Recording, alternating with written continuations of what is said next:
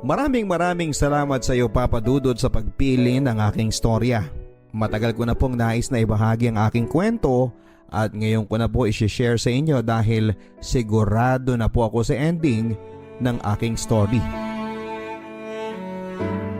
Dear Papa Dudut, marami ang maaaring manghusga sa mga pinili kong desisyon para sa aking buhay.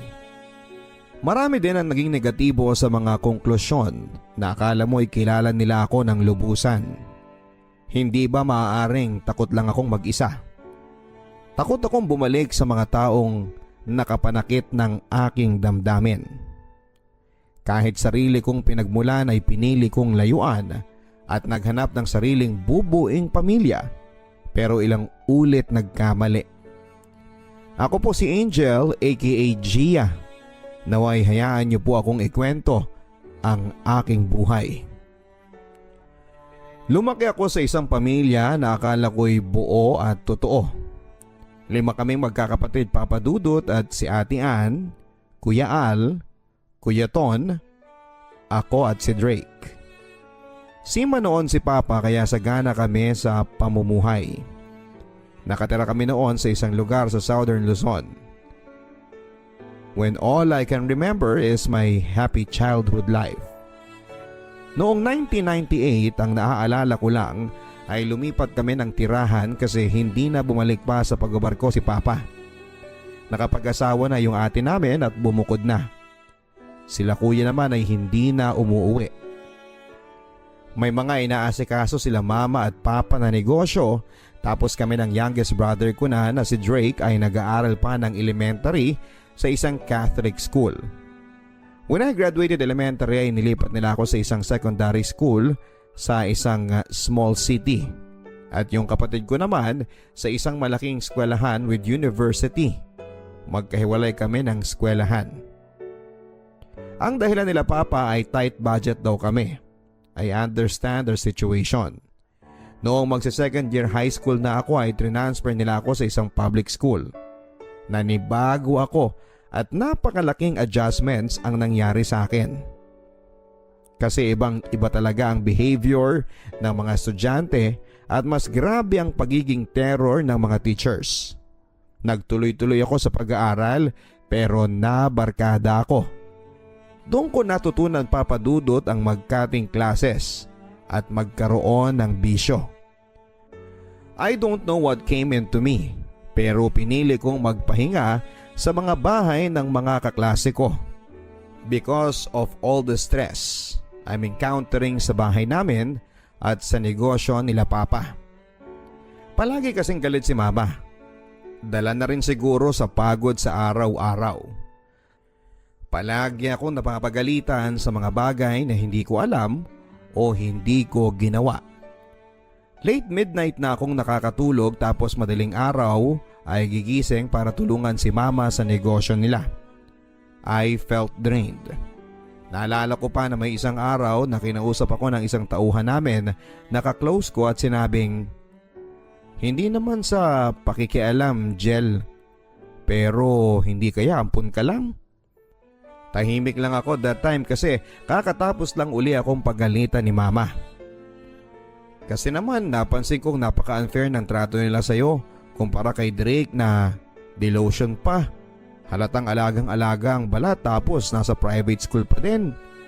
Samantalang ikaw parang tauhan ka dito. Pagpapatuloy niya. Napakunot noon na lamang ako noon, Papa Dudut, at nagkibit balikat. Wala naman akong magagawa kasi sila ang pamilya ko. Basta kumakain ako araw-araw at may tinitirhan at nag-aaral ay okay na ako doon. Medyo na-bother lang talaga ako sa mga sinabi ng tauhan namin. May point naman siya sa pagiging unfair nila Mama sa akin pero mas pinili kong wag na lang pansinin yon. Meron din kasi yung time na ginupit nila Mama at Lola yung buhok ko hanggang sa anit dahil sa katigasan ng ulo ko. Kasi nga nag-cutting class ako. I have my personal reasons pero aminado rin ako na nasobrahan ko. At kasalanan ko talaga so I deserve a punishment. Growing up na nakikita sina Mama at Papa na naninigarilyo kaya naging chain smoker din ako noong second year at third year high school. Nagbago lang ako noong na-transfer ako sa isang matinong public secondary school malapit sa bahay ng lola ko. Naging mataas muli ang grades ko noon. I graduated high school at naghanap ng mapag-enroll ang college. Gustong gusto ko talaga ng course na HRM at Fine Arts. Yung dalawang yon ang pinagpipilian ko talaga. Pero ang sabi sa akin ni mama ay hindi nila afford yon. So pinag-entrance exam nila ako sa isang college na BSBA lang ang kurso kasi may scholarship program sila doon. Na once na makapasa ka sa exam nila ay magiging scholar ka. I passed. Kahit ayaw ko sa kurso ay trinay ko pa rin na i-enjoy. I met new friends at naging masaya naman. Doon ako naging conscious sa physical appearance ko. Hindi kasi naalagaan ang kutis ko. Grade 4 pa lamang ako noong nagkatagyawat ako at tinitiris ko, so nung nagdadalaga na ako ay maraming butas ang mukha ko. Oily skin at maitim din. Matangkad naman ako papadudot at slender ang pangangatawan. Kaya naman noong nasa college na ako ay natutunan kong mag-mix and match ng mga damit ko at makeup to conceal the blemishes ng mukha ko at pumustura lalo sa paglalakad kasi pencil cut ang uniform namin sa college. During that time ay natutunan ko din na ma-in love. Isa siya sa mga kaibigan ko. Sa first day in college ay nakita ko na kaagad siya. His name is John. Actually marami silang John sa grupo. Naging mas palakaibigan kasi ako noong nasa college na, and we always go sa malapit na mall kapag break namin para magpalamig o tumambay. Nagpapapicture pa nga ako sa photo studio kasi hindi pa uso noong 2005 ang smartphones para sa mga groupie. Palagi kaming may mga kopya ng mga photos at palagi din kaming nagvi-videoke. I enjoyed most of their company. I have this very close friend among the group. Siya naman ay si Iya. Though may mga naging kaklase na rin ako noong high school na kaklase ko din noong college, ay mas naging close ako sa mga new friends ko. Galing kami sa iba't ibang lugar. Like Iya na galing pa siya sa Northern Luzon. Iba ang personality niya sa akin. Mas outgoing siya at mas madaldal. Since siya ang pinaka-close sa akin, napansin niya kagad na may gusto ko kay John. John also been a close friend to me. Palagi naman niyang kasama si Myrna at si Joy. Myrna is one of the shortest but bubbly. Si Joy naman ang pinakasimple. Doon ako natuwa kay John. He can be a good friend and never gets bored hanging out with us. Kasi lalaki siya. Pero matyaga siyang sumama sa amin sa pag-window shopping at kapag may personal problem ang bawat isa sa amin ay nakikinig siya. Naging sobrang magkalapit kami lalo na noong palagi niyang bitbit ang gitara niya. He loves playing especially when we jam at isa yon sa mga kumukumpleto ng araw namin.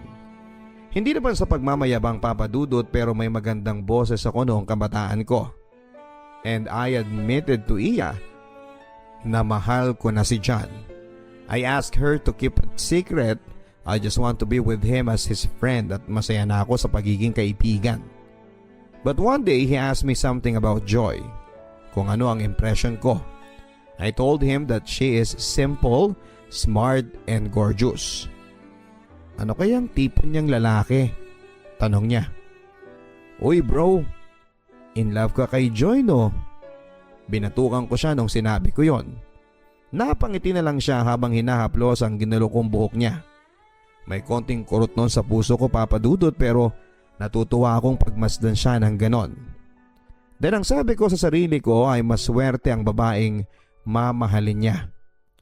Mas nakilala ko siya noong palagi na kaming magkasamang gumagawa ng assignments at palagi na kaming magkatabi kapag Friday night out kaming magkakaibigan.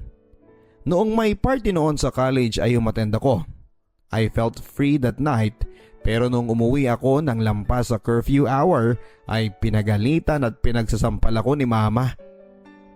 She even told me na lumayas na ako o itigil ko na ang pag-aaral ko papadudot. Sa sama ng loob ko ay nasagot ko siya. Ma, Bakit ang unfair ninyo mula pa noon? Hindi ba wala na nga kayong binabayaran sa tuition ko? At saka yung baon ko sa araw-araw na 40 pesos, pinagtatrabahuhan ko yan sa pagtulong sa negosyo ninyo. Niwala na nga akong pahinga eh. Nang dahil lang sa minsang pagdalo ko sa party, patitigilin niyo ako sa pag-aaral? Sino bang may gusto ng kursong kinuha ko? Nakatanggap na naman ako ng mag-asawang sampal mula kay mama. Doon ko nga naisip na hindi ko na kaya. Humagulhol na lamang ako at nagkulong sa kwarto. Naging matigas pa rin si mama, pumasok pa din ako ng ilang linggo na naglalakad papunta ng college at pauwi. Nililibre na lamang ako minsan ng ilang kaibigan ko ng pamasahe kapag nakikita nila ako naglalakad ng pauwi. Dito na ako nagiging masaya, kaya ayoko namang pati ito ay ipagkait sa akin. Sagot ko sa kaibigan ko si Chris na bakla nung tinanong niya ako kung bakit nagtitiis pa akong pumasok ng walang baon. Patago din akong kumakain sa kusina para makagayak bago pumasok. Nagpaalam na ako sa mga kaibigan ko na suko na ako sa kalupitan ni mama. Kasi hindi niya pa din ako pinapansin at wala namang magawa si papa. Joy told me na mas okay kung ipagpapatuloy yung pag-aaral ko. Kinausap ulit ako ni mama pero galit pa din siya. Bakit pumapasok ka pa? Ang tigas talaga ng ulo mong bata ka. Maglaba ka dyan at wag na wag kang lalabas ng bahay. Hindi ako nagsalita nung umalis na siya. Lumabas ako sa kwarto at nalaman kong nakalak nga sa labas ang pinto ng bahay. Napaiyak na lamang ako. Pero naghanap ako ng way to go out. Ewan ko pero parang milagro ang nangyari. Tinanggal ko yung jalousie ng bintana at binutasan yung screen cover niya. Nabuksan ko yon gamit ng tinidor, yung double lock sa labas ng pinto. Nagmamadali ako mag-impake at aalis na ng bahay nang kumakabog ang dibdib. Bago lumabas ng bahay ay naisipan kong mag-iwan pa ng sulat. Ma, sorry po kung lalayas ako. Naging unfair kayo sa akin na sobrang kinasama ng loob ko. Mula noong bata ako hanggang ngayong dalaga na ako, puro hinanakit na lamang ang nararanasan ko. Umabot pa noong 3rd year high school ako na suicidal na ako pero pinili ko pa ding ipagpatuloy ang mabuhay na umaasang mamahalin niyo rin po ako tulad ng pagmamahal ninyo kay Drake. Huwag po kayong mag-alala. Makikituloy po ako sa mga kaibigan ko na willing tumulong sa akin. Sorry po talaga ma. Gusto kong ipagpatuloy ang pag-aaral ko. Umalis ako sa bahay na maraming bitbit na gamit at dumiretso sa eskwela. Hindi naman ako binigo ng mga kaibigan ko. Pinatuloy nila ako sa mga tirahan nila. Hindi nga lang ako tumatagal kasi hindi sang-ayon ang mga magulang nila sa paglalayas ko. Naalala ko kasi yung sinabi sa akin ni mama na kapag maglalayas ako ay panindigan ko at wag na akong babalik pa. Kaya hindi talaga ako babalik. Nakita ko ng lola ko at kinumbinsi akong tumuloy na lamang sa kanila. Total, sa isang college lang kami ng pinsang ko nag-aaral. Tumira ako sa bahay ng tita ko na katabi ng bahay ni lola. Iba ang ambience, parang mabigat pero no choice ako. Alam kong sinasabi nila lola at tita kay mama na nandun ako. Nakasama ko doon si Ate Aiza, yung favorite cousin ko mula pagkabata. She is my favorite playmate. Sa mother side ng family ko ay komportable pero parang may iba akong napapansin. Marami silang restrictions pero isinawalang bahala ko na lamang yon, Papa Dudut. One day ay tumawag yung nanay ni Ate Aiza. Malapit ang loob ko sa auntie ko na yon. Kahit sa tawag ko lang siya nakakausap kasi nasa Japan siya. After nilang mag-usap ni ate, pinakiusap nila sa akin. Hello? Kumusta na po kayo? Bungad ko. Angel? Anak? Ikaw ba yan? Tugon niya sa kabilang linya. Umuo ako. Lumayas ka daw kina ate. Ano nangyari? Opo, long story po. Pero gusto ko lang po talagang ipagpatuloy ang pag-aaral ko. Hayaan mo na sila. Huwag ka nang babalik doon. Masama talaga ang ugali nila. Magkano bang tuition mo at ako nang bahala?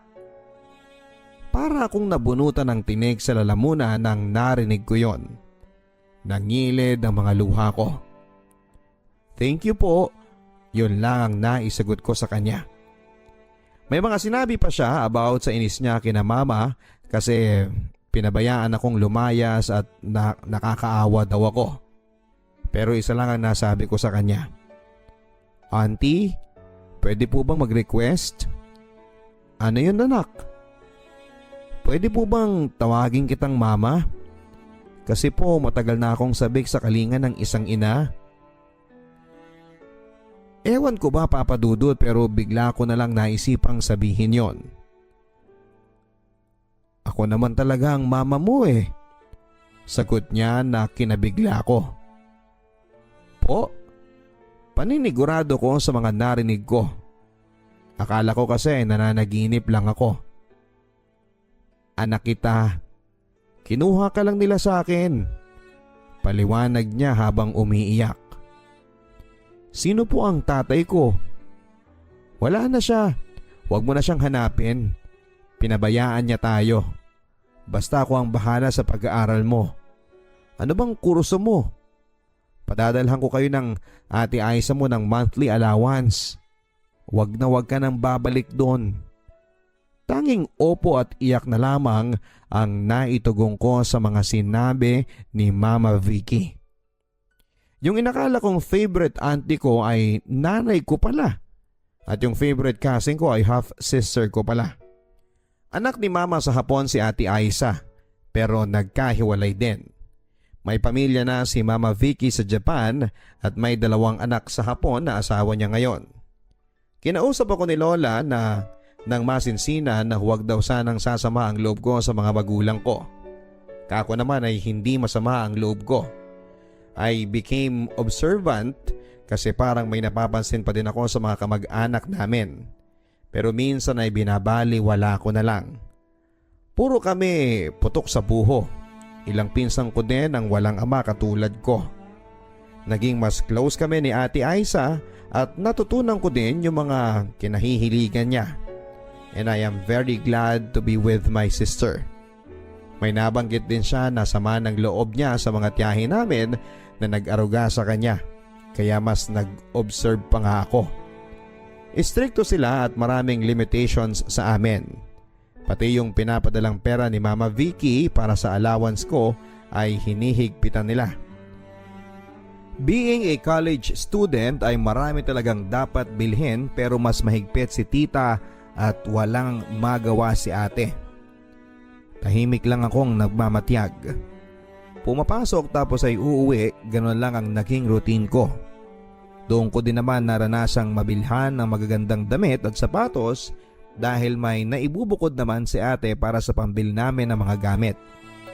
Pero dumating ang isang araw na nagkaroon ng krisis o problema sina tita at parang naibunton lahat ng sisi sa pagtira ko doon. Nagbalak ako Papa Dudut na umalis at gusto ni ate na sumama. Nalaman ni tita yung balak namin na yon at pinagalitan ako. Kung lalayas daw ako ay huwag ko daw isama sa kalokohan ko si Ate Aiza. So pumasok ako after that tapos ay hindi na ako bumalik sa kanila. I've dealt with so much stress sa pinanggalingan ko. Naisip ko na baka pabigat nga lang talaga ako sa mga kamag-anak ko. Naikwento ko ang lahat ng ito sa mga kaibigan ko, especially kay Joy, kay John at kay Iya. Nakituloy muli ako sa mga kaibigan ko. Dumalas na rin ang pag-jamming o inuman namin sa bahay nila John. Isinantabi ko na lamang ang problema ko sa pamilya ko at mas pinili ko na mag-enjoy. Isang araw Papa Dudut ay nagpatulong si John sa amin kung papaano ligawan si Joy. Nakangiti akong in-advise sa kanya mga dapat gawin sa panliligaw kahit na wala pa akong experience na maligawan. Masaya akong makita si John na in love kay Joy kahit naaawa sa akin si Iya. Sinabi kong masaya ako at mas magiging masaya kung magkakatuluyan sina John at si Joy. Noong isang araw, na nagpasama ako kay John sa bookstore ay ayoko pang umuwi. Sumama muna ako sa kanya sa bahay nila. Dalawa lang kami at sobrang tahimik, unlike noong nagja-jam kami doon with our friends na sobrang saya at may ingay. Sa sobrang pagod ko sa buong maghapon at sa eskwela at paglilibot sa mall ay inantok ako at natulog sa kwarto ni John. Natural na lang sa amin yon kasi ilang beses na rin akong natulog doon. Huminga din siya tulad ng dati. Hindi ko na pinansin yon basta ang nasa isip ko ay matutulog lang kami. Hindi ko na malayan kung anong pumasok sa isip naming dalawa at nagdikit ang aming mga labi. At noon nga papadudot ay may nangyari sa amin. Siya ang unang karanasan ko. Napakalaya ko sa mga oras na yon at walang dala-dalawang isip na naibigay ko ang sarili ko at pagkabirhen ko kay John. Mahal na mahal ko siya. Yun lang ang alam ko.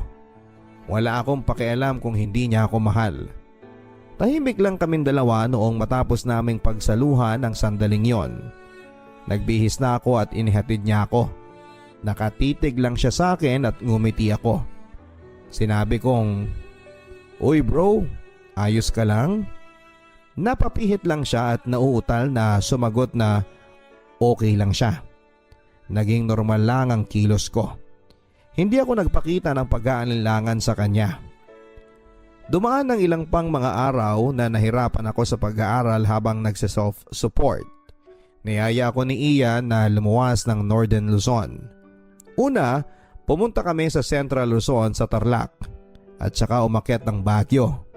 Hindi na kami nakabalik sa South kasi mas pinili na lang namin na magtrabaho dito sa Baguio. John stayed in my heart as my first love kahit walang kami.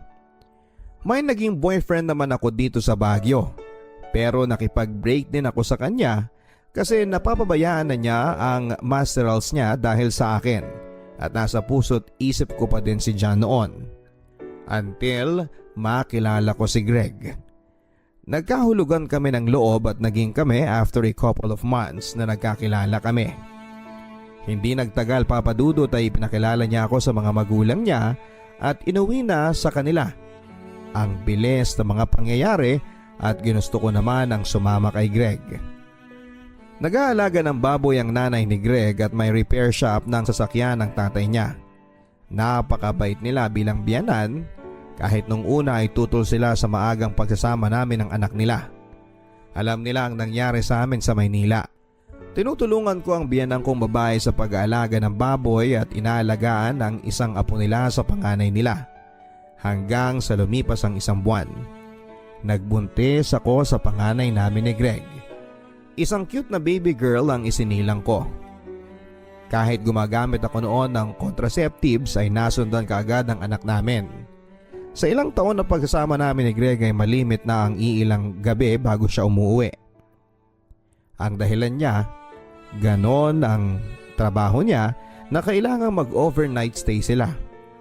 Year 2009 nang naisipan kong yayain ang ka-live-in kong umuwi sa amin para ipakilala sila sa mga kamag-anak ko dahil ayun ang in-advise sa akin ng biyanan kong lalaki.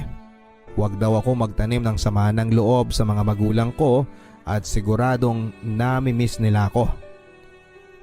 Sinunod ko ang payo nila Papa Dudut pero bago kami lumuwas ay nagpadala muna ako ng liham sa mama ko at sinabing huwag sanang sumama ang loob nila sa akin at nasa mabuti akong kalagayan. Madami akong ikinuwento sa liham ko para handa akong humarap sa kanila pag muli kaming nagkita. Christmas nung lumuwas kami ng mag-ama ko. Dumiretso muna kami kina lola at niyaya kami ni lolo na puntahan sila mama. Ako medyo natatakot pa ako at baka magalit siya. Pero inassure ni lola na hindi na magagalitin si mama at unti-unting nagbago at naging malumanay na ito mula nung lumayas ako. Nagtungo na nga kami sa kanila Papa Dudut. Nung nakita niya ako ay niyakap niya ako ng matagal at mahigpit. Matagal na katahimikan na puno ng emosyon ang nangyari. Ganun pa man, ang nangyari ay sobrang namis ko si mama. Ngayon ko lang nadama ang ganong kahigpit na yakap niya, ang matagal ko nang inaasam na pagdama ng kalinga ng isang ina. Nakita kong pumayat siya at naging malumanay ang kanyang pananalita. May sinasabi siya tungkol sa pananabik niya sa akin mula nung umalis ako habang umiiyak kaming dalawa. Hinagod ko ang likod niya at sinabing huwag siyang mag-alala. Nasa mabuti akong kalagayan dahil napakabait ng mga biyanan ko. Dumating si Papa at niyakap niya ako. Habang humahagulhol ay sinabi niya na, "Anak, ano ba naman yan? Mag-isa mo lang na umalis pero 4 na kayo pagbalik mo." Habang umiiyak ay napatawa ako sa mga sinabi ni Papa. "Papa naman eh," natatawang sabi ko. Sobrang namiss ko sila, Papa Dudut. Pero andun pa din yung pag-aalinlangan sa puso ko. Kasi mas napamahal na sa akin ang lugar ng Baguio. Kaya mas nananabig ako sa pagbabalik namin doon. Naging mabilis lang ang bakasyon namin sa tirahan nila Mama. We shared random stories at simpleng Noche Buena. Wala akong narinig, Papa Dudut, na patungkol sa natuklasan ko sa pinanggalingan ko, na parang ang nais lang ng bawat isa ay i-celebrate lang ng matiwasay ang Pasko. Tuwang-tuwa naman yung kapatid ko sa mga anak ko kasi malilikot sila at madaldal ang panganay ko. Hindi nagtagal ay bumalik na kami ng Baguio at tuloy-tuloy ang daily routine ko sa bahay ng biyanan ko. Ganun uli ang ginagawa ni Greg. Ilang gabi na hindi umuwi. Pag uuwi man siya ay hindi nagtatagal sa bahay ng 2 araw. May inaabot naman siya na panggastos para sa mga bata. Minsan kinakausap ako ng biyanan kong lalaki. Tinatanong ako kung alam ko ba ang pinupuntahan ng anak niya. Na imbes na tulungan na lang siya sa repair shop nila, kung saan-saan pumupunta para kumita pa ng pera. Ang sagot ko na lang ay hindi ko alam kahit na alam ko ang ginagawa ni Greg. Nakita ng mismong mga mata ko ang ginagawa ni Greg na labag sa batas. Sinubukan ko siyang pagsabihan na itigil at maghanap na lamang ng matinong trabaho. "Ano ka ba? Nag-iingat naman ako eh. At ayokong katrabaho si Daddy. Kung yang ulit ang sasabihin ninyong gagawin ko, ayoko. Alam niyo naman na hindi kami magkasundo."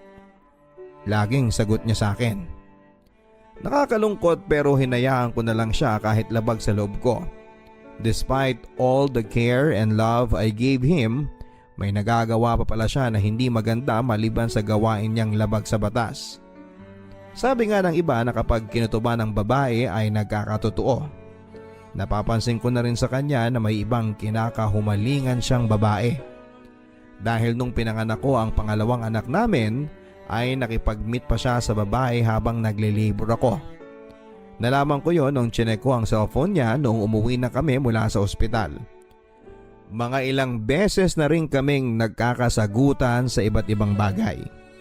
Kung bibilangin siguro nakalima na siyang babae at ang pinakahuli ay yung hindi ko nakaya. Nakipaghiwalay na lang ako sa kanya. Umuwi ako kina Mama at nagtrabaho sa Maynila. Ilang buwan ako nagstay kina Mama. Isang araw ay kinausap ako ni Mama. Unexpectedly ay inungkat niya ang nakaraan. Alam mo ang nangyari. Gusto ko lang malaman mo na hindi kami nagsisisi na inangkin ka namin. Kagustuhan din yun ni Vicky. Magpa-flight na siya at since sabi kami ni Papa niyo na magkabibi muli, kaya pumayag kaming kunin ka. Tahimik lamang ako habang nagpapaliwanag si Mama. Ang tanging naitanong ko lang ay kung sino ang totoong tatay ko. Hindi rin daw niya alam. Napakibit balikat na lamang ako. Sinabi pa ni Mama na sana iwag daw sumama ang loob ko. Ma, naging mabuting ama si Papa sa akin at tinuring niya akong kadugo niya. Never ko pong naramdaman mula sa kanya na iba ako. Kaya wala po akong rason na magtanim ng sama ng loob. Sumang-ayon na lamang si Mama sa mga sinabi ko. Tumango na lamang ako kasi gano'n naman talaga. Susunod na lang ako sa utos. Dumaan pa ang ilang buwan, Papa Dudut, pero hindi ko pa rin sinasabi na nakipaghiwalay na ako kay Greg. Bumalik na ako sa Baguio at nagsimulang muli dahil hindi ko natiis ang pananabig sa malamig na lugar at tahimik na malayo sa magulong buhay sa Maynila. Masyado kasing madaming sikreto na ayaw nilang sagutin sa Maynila at puro panghuhusga mula pa mismo sa ibang kamag-anak namin ang naririnig ko. Na ang alam lang nila ay puro lang kalokohan ang ginagawa ko. Tao lamang ako at naghahanap ng tunay na pagmamahal. Naging masaya naman ako sa unang inibig ko kahit iba ang minahal niya. Nabigo ako sa unang pagbuo ng pamilya. Napapatulala na lamang ako kadalasan sa kakaisip sa mga nangyari. Tanging ang malamig na simoy ng hangin dito sa Baguio ang nagpapamanhid ng aking damdamin. Ipinagpatuloy ko ang mabuhay na mag-isa, Papa Dudut, nang makilala ko si June. Sumugal muli ako sa pag-ibig. Ewan ko pero parang naisip ko kung kaya ni Greg na magmahal ng iba. Kaya ko din. Nagkaanak kami ni June at nagsama. Sumama ako sa kanya sa Mountain Province at doon ay natutunan ang trabahong farm. Mula sa pagbubungkal ng lupa hanggang sa pag-harvest ng gulay. Mahirap pero kinaya ko. Sobrang adjustments talaga ang naranasan ko. Pati sa pagluluto ay kailangang magsibak ng kahoy. Okay lang sa akin yon kasi ginusto ko nga. Nang 3 taon na ang anak namin ni June ay nabuntis muli ako ng hindi napagplanuhan. Na-depress ako kasi hindi ko pa nabibisita yung mga anak ko kay Greg. Nung kinuha ko kasi sila noon sa biyenan ko ay nakiusap sila na ibalik ko kasi hindi nila kaya na wala ang mga apo nila. Nagkasundo kaming lahat na nasa poder nila ang mga bata basta bibisitahin namin upang hindi kami makalimutan ng mga anak ko. Sa sobrang hirap ng buhay, matagal ko na silang hindi nabibisita. Naipasyal ko pa sila noong mahigit 1 taon na yung pangatlong anak ko at nabilhan ng mga gamit. Ngunit ngayong magdadalawang taong ko na silang hindi nakikita ay sobrang nalulungkot ako. Patuloy pa din ang pagtulong ko kay June sa vegetable farm. Pero noong last trimester na ng pagdadalang tao ko ay maaga akong nag-labor. Itinakbo nila ako sa ospital at na-confine ng 3 linggo. Kasi kulang daw sa buwan ng baby ko. Pero naka-open na ang puwerta ko. Kailangan ko daw ng complete bed rest at maraming medication para lumaki ng tama ang baby o maging fully developed bago ko siya ipanganak. Ang hirap ng naging sitwasyon ko, Papa Dudut. Naiinis ako sa sarili ko kasi sobrang tanga ko. Ngunit mas naging priority ko ang batang nasa sinapupunan ko. Kailangan ko siyang ipanganak ng malusog at maayos. After giving birth sa pang-4 na anak ko, nalubog kami sa utang. Walang matinong trabaho si June. Lumuluwas siya para maghanap buhay pero kulang pa din. Nagkapera ako after ng ilang buwan at ako na ang nagbayad ng mga utang namin. Naging sobrang dependent si June sa kakayahan ko. I felt drained habang inaalala ang mga nagawa niya sa akin habang nagsasama kami. May minsang na-diagnose siya with gonorrhea, tinanggap ko pa rin siya. Kahit pa nung ilang beses na niya ako muntikang mapagbuhatan ng kamay ay tiniis ko yon. Kahit wala na kaming maiulam at umiiyak ang anak ko kasi hindi ko maibigay ang gusto niyang ulam, pinagtsatsagaan ko yon. Kahit kinukutya ako ng nanay niya ay tinitiis ko. Iniwan niya pa akong mag-isa noon sa ospital para makipag-inuman at ginastos ang pinadala ng ate ko na gagamitin ko sanang pambili ng gamot at pagkain. Tapos ay lumuwas siya para daw magtrabaho pero minsan sa isang buwan ang padala niya ng 1,000 lamang.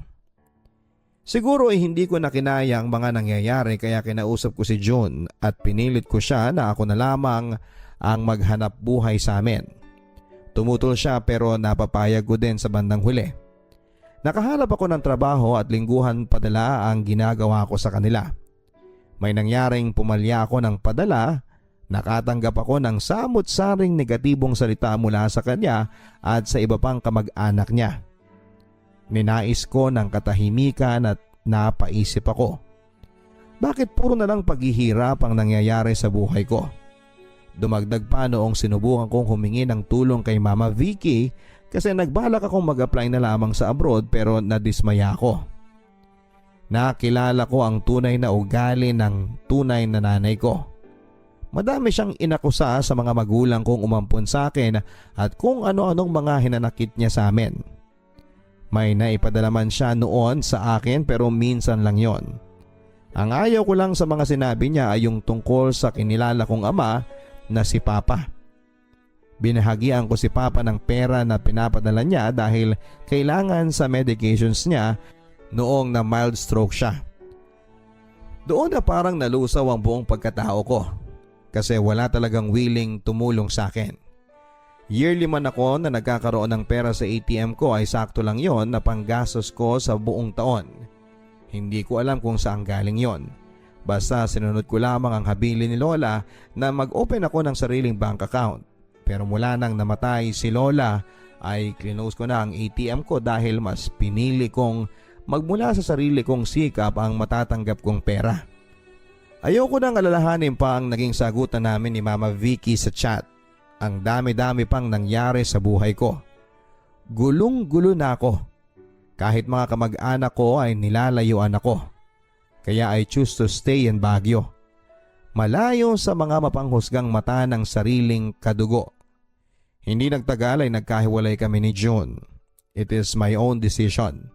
Hindi na siya magbabago pa. 5 taon na kaming nagsasama pero hindi niya kaya ang responsibilities. Sa gitna ng kaguluhan ng aking pag-iisip ay nakilala ko si Chini. Naging super close kaming dalawa kahit kakikilala lang namin. She is the other side of my personality kasi pareho kaming go with the flow ang ugali.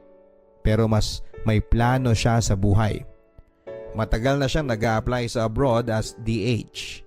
I found a best friend sa gitna ng frustrations ko sa buhay. Naintindihan niya ako at alam niya ang mga pinagdadaanan ko.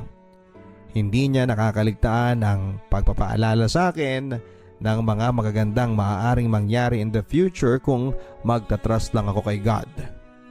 Naging roommates din kami at mas naging parang magkapatid ang turingan. Nagkaroon ng kulay ang buhay ko nang makasama ko siya. Hanggang sa nagkaroon siya ng boyfriend na palaging nagtitreat sa amin ng lunch or dinner. Nagkaroon ako ng manliligaw. Naging mabait naman sa akin si Hector. Sumugal muli ako sa pag-ibig at nakita ko naman kasi na may trabaho siya at mapagmahal sa mga kapatid niya at mga pamangkin. Noong naging kami ni Hector ay sinamahan naman niya ako sa school ng 2 anak ko. Libangan niya ang pagmumotor kaya't kadalasan niya akong inaangkas kapag may long ride silang magkakapatid. Hindi nagtagal ay nagsama kami at nagkaanak.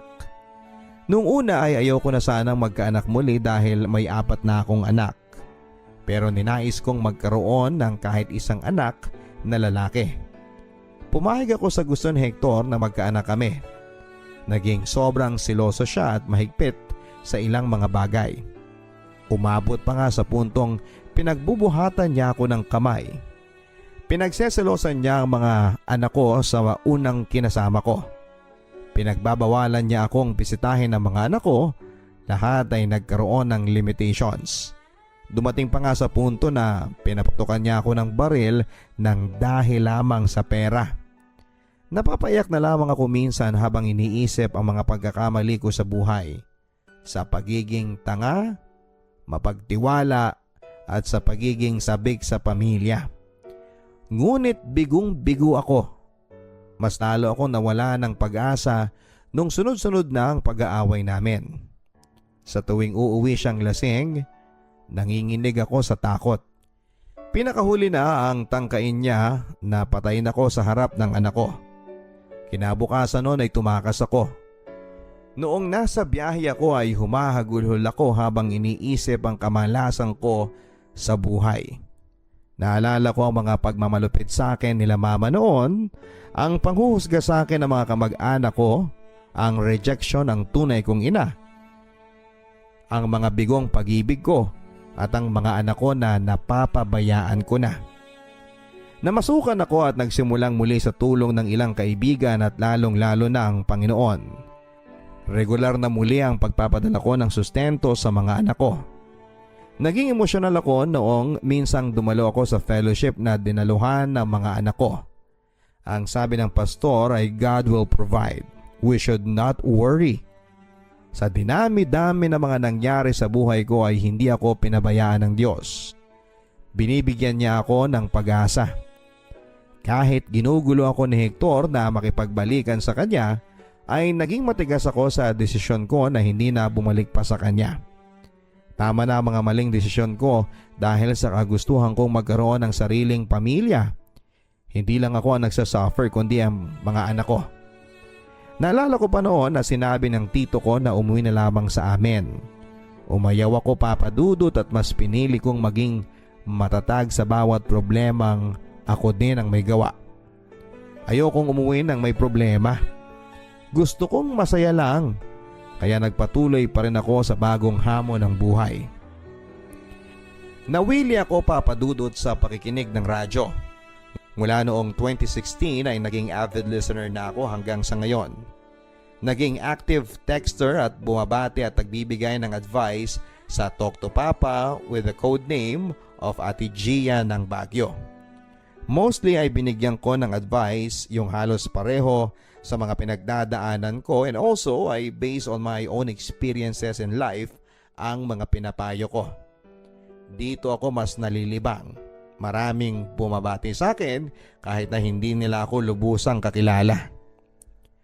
I met new friends at kahit mga DJ sa radyo ay naging kaibigan ko na rin. Dito ko naranasan ang tunay na saya. Ang tumawa ng malaya at walang pag-aalinlangan. Ang ipakita ang totoong pagkatao ko. Ibang-iba si Angel na magulo ang buhay kumpara kay Gia na masiyahin at malayang gawin ang gusto niya. Gia is the matured feature of Angel na sigurado na sa plano sa buhay. Ang gaan-gaan ng feeling ko bilang si Gia papadudot. Hindi ko naman kinakalimutan ang mga old friends ko pero mas naging totoo ako sa sarili ko with my new friends. My best friend Chini still supports me kahit nasa Hong Kong na siya. We always keep in touch, Papa Dudut. Palagi niya pa rin akong pinapaalalahanan about sa bawat desisyon ko sa buhay. I thank God that I found a best friend na katulad ni Chini na nagpapadama sa akin na hindi ako nag-iisa. Hanging out with my new circle of friends made my days happier. Lahat kami ay avid listener ng radyo. Kasama sa grupo na yon si Mr. Puyat. Matagal na rin siyang tumatawag sa radyo at nakikipagkulitan sa mga DJs. Nakapag-share na rin siya ng problema niya sa radyo. Hiwalay din siya sa asawa. Betrayed 3 times ng kanyang dating asawa. Ang masakla pa kasal sila at may 2 kids. Napakabait ni Jomar, totoong pangalan ni Mr. Puyat. Lahat ng nakakilala sa kanya, pati mismong boss niya ay saludo sa honesty and integrity niya. Kinukulit kami ng isang barkada namin na katrabaho niya na sana ay magka-developan daw kami kasi bagay daw kami. Then it suddenly happened. Nagkaligawan kami papadudot at naging kami nitong April 2019. Takot na ako noon na pumasok muli sa isang relasyon at halos isumpa ko lahat ng lalaki sa mundo. But he made me forget of my hate against men. Though no mga unang buwan naming magkarelasyon ay medyo naging magulo din. Nalampasan namin ang mga trials na yon. Ito yung relasyon na dinagsa agad ng pagsubok na halos inakala naming bibitaw na kaming dalawa. Because of ex-issues ay halos sumuko na kami pero nanaig pa rin ang pagmamahala naming dalawa. Maraming manghihinayang kung magkakahiwalay kami dahil nasubaybayan ng marami ang love story namin mula nang magkakilala kami sa radyo. Napamahal na siya sa akin at ramdam kong mahal na niya ako. After 3 months ng relasyon namin na puno ng twists and turns ay naging mas matibay pa ito. Ipinagtanggol niya ako sa ex-wife niya na ginugulo kami noon dahil hindi niya matanggap na nakalimutan na siya ni Jomar matapos niyang lokohin ito ng 3 beses. Sinubukan niya kasi makipagbalikan kay Jomar pero ayaw na niya. Na-realize niya ang mga paghihirap niya noon sa poder ng ex niya. Sinabi din niya sa lahat, pati sa mga magulang niya, na sa akin niya lang naranasan ang pagmamahal at pag-aalaga o pag-aasikaso ng isang girlfriend. Hindi niya rin ako binigo sa pagtanggap niya sa mga anak ko. Ipinangako niya sa akin na magtutulungan kami sa lahat ng bagay. At hindi ko mararanasan sa kanya ang mga masasamang naiparana sa akin ng mga ex ko. Hindi niya ako binigo. Pinadama niya sa akin ang tunay na pagmamahal na matagal ko nang inaasam. Ika nga ng mga DJ na kami daw ang couple of the year. Maraming sumabaybay sa love story namin na kapwa listeners at kadalasan ay nagchat-chat sa amin. Sobrang pasalamat ko sa Panginoon at ibinigay niya sa akin si Mr. Puyat. Ngayon ko natatamasa ang pag-ibig na matagal ko nang hinahanap. Yung aalagaan ako at proud na sabihin sa buong mundo na ako ang babaeng minamahal niya at bumubuo ng buhay niya. Hindi man kami perpekto bilang tao ay maligaya kami sa piling ng isa't isa. Magkahawak ang kamay naming hinaharap ang mga pagsubok at sabay naming tinutupad ang mga pangarap. Wala na akong ibang hihilingin pa, Papa Dudut, kundi ang patuloy na paggabay ng poong may kapal. Nagpapasalamat din kami sa lahat ng mga kaibigan namin at itinuring na pamilya dito po sa Baguio. Hanggang dito na lamang po, Papa Dudut, at patuloy pa din kaming nakatune in sa inyong istasyon. Thank you very much and God bless and more power. P.S. Binago ko na po ang mga pangalan ng ibang karakter.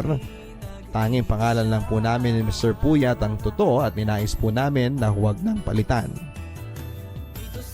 Sincerely, ang inyong kaliham, Ate Gia. Hello mga kapuso, si Papa Dudut po ito. Huwag kakalimutan na mag-subscribe sa aking YouTube channel.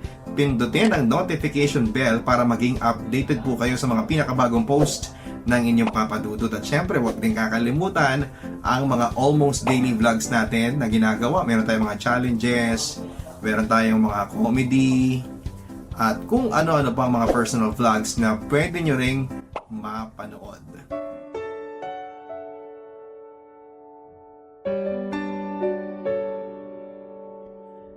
Anong gagawin mo kung ang lalaking nangako sa iyo ng masayang buhay ay biglang nagbago? Kakapit ka ba sa dating pangako niya? O sasama ka sa ibang lalaking tutupad ng lahat ng pinangako niya?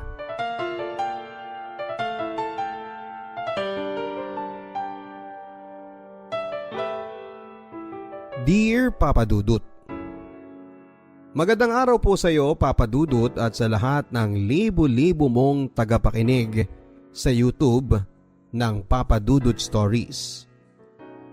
Naiengganyo rin po akong makinig online dahil pwede ko nang balikan ang mga storya kahit na kailan namin ito gustuhin. Salamat sa data ko at sa wifi na kapitbahay ay lagi akong updated sa iyo araw-araw. Papa Dudut, tawagin niyo po ako sa pangalang Mayet ng Caloocan. 18 years old at kasalukuyang naninirahan dito sa Manila. At may 2 na po akong anak. Bago ko po ikwento sa inyo ang latest na ganap sa buhay ko, ay gusto ko munang ikwento sa inyo ang dati pang ugat ng aking pagre-rebelde. Bata pa lamang ako, Papa Dudut, ay saksi na ako sa madahas na klase ng pamumuhay dahil na rin po sa magulong pagsasama ng aking mga magulang. Ang tatay ko ay kilalang lasinggero at babaero sa lugar namin. Ang nanay ko naman ay kilalang bungangera at nagger sa asawa niya, kaya hindi nakapagtataka kung bakit siya iniwan ni tatay. Mula noon ay naging miserable na ang buhay ko na kami na lamang pareho ang natira sa bahay ni nanay. Isipin mo, Papa Dudut, sa edad na 18 ay pinapahiya pa ako ni nanay sa harap ng mga kapitbahay namin. At halos isumpa niya ako, Papa Dudut. Manang-mana ka sa tatay mo. Wala kang modo. Magsama kayo ng batugan mong ama. Nanggigigil na sabi pa ni Mama habang nakaamba sa akin ang dala niyang plastik na tubo. Halos araw-araw akong may latay dahil kay nanay. Nakakahiya, kahit na dalaga na ako ay nagagawa pa niya akong bugbugin. At dahil sa galit ko sa mundo, sa tatay ko at sa nanay ko ay naglayas ako. Napadpad ako sa bahay ng manliligaw kong si Boy. Kaklase ko si Boy sa high school at isa rin sa mga masusugid kong manliligaw. Sa lahat ng mga nagparamdam sa akin noon na may gusto sa akin, ay si Boy lang po ang pinaka may tsansang sagutin ko. In short ay siya lang ang naging type ko. Wala kasing kabuhay-buhay yung ibang mga nanligaw sa akin. Mas inuuna nila ang bisyo at ang tropa. Isa pa ay gwapo din kasi si Boy, Papa Dudut. Kung sa artista, kahawig niya si Jack Roberto. Paitimin mo lang. Tulad ni Jack Roberto ay marami ding abs si Boy. Nakuha niya yon sa pagpapadyak at sa pagbubuhat para kumita ng ekstrang pera kapag wala kaming pasok sa eskwela. Kumbaga ay banat na banat siya sa pagtatrabaho. Ako naman sa mga interesadong malaman ng itsura ko ay kamukha ko po si Barbie Forteza. Paitimin mo lang din. Hindi po ako nagbibiro, Papa Dudut ha. Talagang chinita ako. Namana ko yon sa side ng tatay ko na mga inchik. Umitim lang ang kulay ng balat ko dahil lagi akong naglalayas. At yun nga, ang pinakahuling lugar na napadpad ako dahil sa paglalayas ay ang bahay nila Boy. Labis ang habag sa akin ni Boy matapos kong ikwento sa kanya ang lahat ng masamang sinapit ko sa poder ni Mama. Ipinakita ko din sa kanya ang mga latay ko sa braso. Boy, pwede mo ba akong patuloyin dito sa bahay ninyo? Magsama na tayo. Sinasagot na kita. Umiiyak na sabi ko sa kanya, sabay yakap sa kanya ng mahigpit. Hindi agad nakapagsalita si Boy matapos niyang marinig ang sinasabi ko. Na para bang umiksi ang dila niya. Dahilan para hindi siya makapagsalita pa. Ilang segundo pa ay inulit ko sa kanya ang tanong ko. Pero imbes na si Boy ay nanay niya ang sumagot. Hindi pwede. Walang ipapakain sa iyo ang anak ko. Isa pa, kaya babata niyo pa para mag-live-in. Gagaya pa kayo dyan sa kuya mo, Boy, na nagpatuloy dito ng kinakasama. Wala na tayong lugar dito. Siksika na tayo. May kagaspangang sabi ng nanay ni Boy na itago na lang po natin sa pangalang Nanay Christy. Massage therapy si Nanay Christy na nagtatrabaho sa isang maliit na spa malapit lang sa bahay nila. Hindi namin namalayan ni Boy na nasa may pintuan na pala siya sa labas ng bahay nila. Natahimik kaming pareho sa mga sinabi ni Nanay Christy. Pero ilang segundo matapos noon ay nabigla ako sa mga sinabi ni Boy. Hindi natin siya pwedeng ipagtabuyan, Nay. Malapit ka nang magkaapo kay Mayet. Buntis siya, Nay. Seryoso pero nanginginig ang boses na sinabi yon ni Boy. Hindi ako makapaniwala na dahil lang sa pagsisinungaling na yon ay agad naming napapayag si Nanay Christy na magsama na kami ni Boy. Alauna ng hapon ay umalis na si Nanay Christy sa bahay nila para pumasok sa trabaho. Saka pa lang kami nakapag-usap ni Boy. Halos maluwa din siya sa kakatawa habang pinagmamasdang maglakad ang nanay niya papalayo. Madali talagang mautuyang si nanay.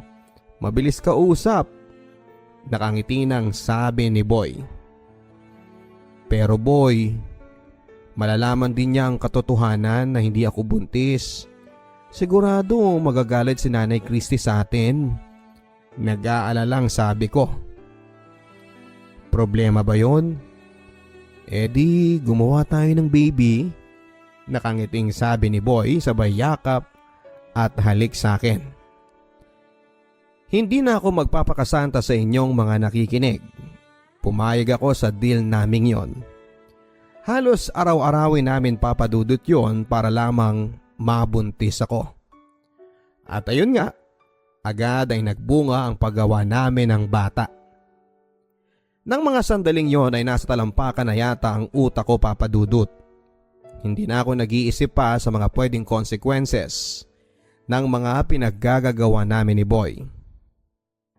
Ang importante lang sa akin ay bumuo ng matatawag kong sarili kong pamilya. Si Boy ang tatay, ako ang nanay, at syempre dapat merong kaming baby. Pero hindi ko gagayahin ang mga magulang ko na basta lang inanak ako tapos ay pinabayaan na. Sa pagkakataong ito ay iibahin ko ang diskarte sa buhay at magpapakananay ako at magpapakaasawa ako. Naging maalwa naman papadudot ang pagsasama naming dalawa ni Boy. Kahit pa kapisa namin sa isang bahay ang kuya niyang si John John at ang ka-live-in nito na si Sarah. Mabait naman sila at casual lang kami bilang magkakapisan sa bahay. May kanya-kanya kaming mga kwarto. Hindi ko masasabing matalik na magkaibigan kami ni Sarah at ng kuya ni Boy na si Kuya John John. Pero hindi ko din sila nakakaaway. Palibhasa kasi ay madalang naman kaming magkita. Simula noong nagtrabaho na si Sarah sa isang factory kaya weekend na lamang siyang umuwi ng bahay. Si Kuya John John naman ay sa panggabi ang pasok niya kaya madalas ay tulog lang siya sa hapon sa kwarto nila. Ako, hindi naman ako mahilig lumabas ng bahay. Tamang tambay na lamang ako sa kwarto. Dahil sa may kalakihan na rin noon ang tiyan ko. September 2018 nang nanganak ako papadudot. Halos bumuhos ang kaligayahan sa pakiramdam ko.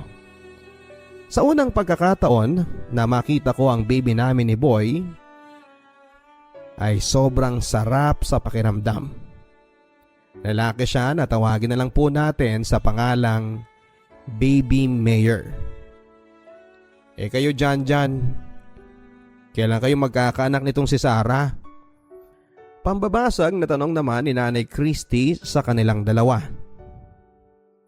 Malapit na po, Nay. Matipid na sagot ni Kuya John John.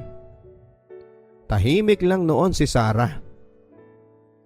Masasabi ko na naging responsable naman si Boy papadudot. Mula noong naging ganap na siyang ama, naghanap din siya ng ibang trabaho at sinuwerte namang napasok sa isang mall na may minimum na sahod. Ang problema nga lang papadudot ay naging below minimum na ang oras niya sa aming mag-ina niya. Maagang aalis si Boy ng bahay dahil sa paghahabol na hindi matraffic at late na rin siyang uuwi dahil sa traffic. Sa pagtagal ay nakaramdam ako ng unti-unting pagbabago sa ugali ni Boy. Naging madalas na siyang iritable at para bang pagod lagi sa trabaho. Sa totoo lang ay nirereklamo talaga niya ang isa sa mga boss niya na masyado raw power tripper. Sa tuwing uuwi siyang pagod at wala sa mood ay hindi ko na lang siya pinapatulan. Pilit ko na lamang siyang iniintindi dahil alam ko naman na hindi biro ang ginagawa niyang sakripisyo sa amin ni baby. Madaling araw noon habang nagpapadede ako ng bata at himbing na himbing si Boy sa pagkakatulog nang nakita kong umilaw ang sipi niya. Nagulat ako sa mga nabasa ko na may kateksyang babae at kalandian. Nagpatay mali siya na lamang ako, Papa Dudut. Pero deep inside ay naging simula na yon ng pagiging balisa ko. Walang araw na aalis at uuwi si Boy ng late sa bahay na hindi ako nag-iisip na baka nagkita sila ng babae niya. Nasasaktan din ako, Papa Dudut, sa unti-unti niyang pagbabago at pakikitungo sa akin. Hindi na niya ako pinapansin. Hindi man niya ako sinasaktan ng pisikal, pero dinudurog niya ang puso ko. Nagsimula na rin siyang magkulang sa entrega sa akin ng pera para sana sa panggatas ni baby. Sa mga panahon na yon na wala akong ibang nakakaramay, ay si Kuya John ang madalas ko lang nakakausap. Kakatukin niya ako sa hapon dahil naririnig daw niya akong umiiyak. Nag-away na naman kayo, no? Huwag mo nang itatanggi. Dinig na dinig ko kayong dalawa. Ang nipis lang kaya ng dingding na pagitan natin. Nagsimula doon ang isang magandang pagkakaibigan sa pagitan namin ni Kuya John. Madalas kasing kaming dalawa lang at ang baby ko ang naiiwan sa hapon sa bahay. Nasa trabaho sa mall si Boy at nasa spa naman si Nanay Christy. At sa weekend pa ang uwi ni Sarah. Mabuti na lang at may nasasabihan ako ng sama ng loob ko, Papa Dudut, sa pamamagitan ni Kuya John. Hindi lang sa pag-a-advise maaasahan si Kuya John. Maging sa problemang pera ay siya rin po ang sumasalo sa dapat sana ay si Boy ang may responsibilidad na pagbili ng gatas ng anak niya. Matagal ko na rin kasing gustong magkaanak pero nahihirapan kaming makabuo ni Sarah. Paliwanag nito sa akin nang minsang matanong ko siya kung bakit hindi pa sila nag-aanak ni Sarah. Ganon lang ang routine naming dalawa sa bahay. Madalas nakadungaw si Kuya John sa may pintuan ng kwarto namin habang nakikipag-usap sa akin. Masarap kausap si Kuya John at magaling din siya na mag-advise. Ayon sa kanya, maging sila ni Sarah noon ay pinagdaanan din ang mga minsang tampuhan. Baka daw naninibago lang si Boy sa bagong nature ng trabaho niya. Mabigat daw talagang trabaho ang maging staff at bagger ng isang grocery store sa isang mall. Bilang dati siyang nagtrabaho dito bago siya sumubok na mag-call center. Habang pabuti ng pabuti ang ugnayan namin ni Kuya John ay pasama naman at palala ng palala ang relasyon namin ni Boy. Hindi niya ako sinasaktan, pero nasasaktan pa rin ako dahil alam kong may nag-iba na sa kanya. Hindi na siya tulad ng dati at alam ko ang dahilan niya. May iba na siyang babae. Tama ang kutob ko sa mga nabasa kong kateks niya na may iba siyang babaeng pinag-aaksayahan ng oras. Kinakalimutan na niya kami ng anak niya. Sinubukan kong maging manhid, Papa Dudut, pero hindi pa ako bato. Tuluyan na akong nagpagape sa lungkot na aking nararamdaman. Pakiramdam ko ay walang ibang nagmamahal sa amin ng anak ko. Kahit si Boy ay nagsawa kaagad sa amin ng anak niya. At bilang malungkot nga ako noon, ay mas ninais ko na lagi kong makasama at makausap si Kuya John. Siya lang ang tanging dahilan para magstay pa ako sa bahay na yon. Mas madalas pa nga siya ang nagbibigay ng oras sa baby namin kesa kay Boy. Hanggang isang hapon, kaming dalawa lang ni Kuya John at si baby ang naiwan. Habang umiiyak ako ay hindi ko na napigilang yakapin siya ng mahigpit. Bagay na pinayagan naman ni Kuya John na mangyari. Hanggang sa unti-unti niyang pinasok ang sarili niya sa loob ng kwarto namin ni Boy. Ayaw ko lang sa pinto ako tumambay, Mayet. Gusto ko dito ako sa kwarto mo. Ang sabi niya habang hinuhubad ang pangitaas niya. Aaminin ko ulit sa inyo na hinayaan ko lang na magpatianod ako sa alon ng ligaya. Kasama sa kama ang kuya ng kinakasama ko. Nakipagsiping ako sa kuya ng ama ng anak ko. Hindi ko maipaliwanag ang sarap sa pakiramdam habang magkayakap kami ng mahigpit. Nakalimutan ko kung sino kami dalawa habang nagpapakalunod kami sa dagat ng kasalanan. Hindi lang isa kundi maraming beses na pumayag ako na may mangyari sa amin ni Kuya Janjan. Total ay hindi na rin kami nagsisiping ng kapatid niya, kaya marapat lamang na magpadilig ako sa kanya. Ginagampanan ng maayos ni Kuya Janjan ang dapat sana ay ginagawa sa akin ni Boy. At bilang ganti ay hinahayaan ko na may mangyari sa aming dalawa. Sa ngayon po, Papa Dudut, ay nagpaplano na kaming magtanan ni Janjan. Walang araw na hindi ko gusto na hindi kami magkasama. Kung tutuusin ay wala kaming nilalabag na kahit na anong batas. Hindi kami kasal ni Boy at hindi rin kasal si Janjan kay Sarah.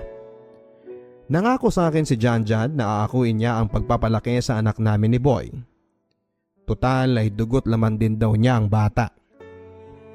Kung hindi kayang magpakatatay ni Boy, ako ang magiging tatay ng anak niya. At ako ang magiging asawa mo. Pangako sa akin ni Janjan. Ano po ang gagawin ko, Papa Dudut at mga ka-YouTube? Dapat ko bang isalang-alang na si Boy ang nakaunang nakabuntis sa akin kahit na alam kong nambabae na siya? At alam ko din sa sarili ko na hindi ko na siya mahal. O makipagtana na ba ako kay Janjan, ang bagong lalaking minamahal ko ng higit pa sa buhay ko? Sa mga nagtatanong ay mas gwapo po si Janjan. Kamukha din niya si Jack Roberto, kasing puti pa. Sana po ay matulungan niyo ako sa aking problema. Sana po ay maasahan ko yung mga praktikal na advice. Total ay nilatag ko naman po sa inyo ang totoong status ng aming mga relasyon. Pare-pareho po kami mga walang sabit. Uulitin ko po yung tanong ko sa inyo kanina sa intro. Anong gagawin mo kung ang lalaking nangako sa iyo ng masayang buhay ay biglang nagbago? Kakapit ka ba sa dating pangako niya o sasama sa ibang lalaking tutupad ng lahat ng pinangako niya? Respectfully yours, ang inyong ka-stories, Mayet.